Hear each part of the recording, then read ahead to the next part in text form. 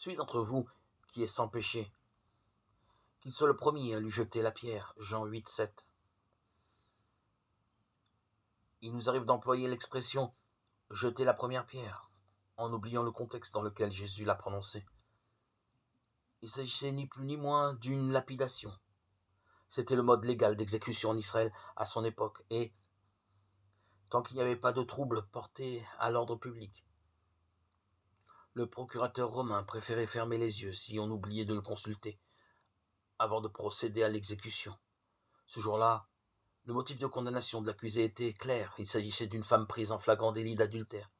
Mais, au-delà de leur rôle de gardien de la loi, les scribes et les pharisiens ont pensé trouver là une bonne occasion de mettre Jésus dans l'embarras. Maître, dans la loi, Moïse nous a ordonné de lapider ces femmes-là. Et toi, qu'en dis-tu? Jean 8, 5. Curieusement, Jésus ne répond pas. Penché vers le sol, il trace des traits dans la poussière. Ses opposants sauront-ils mettre à profit ce temps de réflexion? Pas tout de suite, apparemment, puisqu'il persiste à l'interroger, nous dit saint Jean.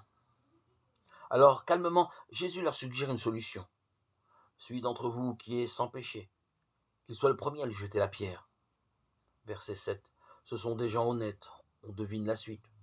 Ils s'en vont l'un après l'autre, en commençant par les plus âgés.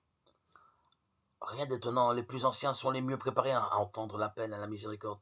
Ils ont si souvent expérimenté pour eux-mêmes la miséricorde de Dieu et ils viennent de comprendre la leçon qui restera pour toujours attachée à l'expression « jeter la pierre ».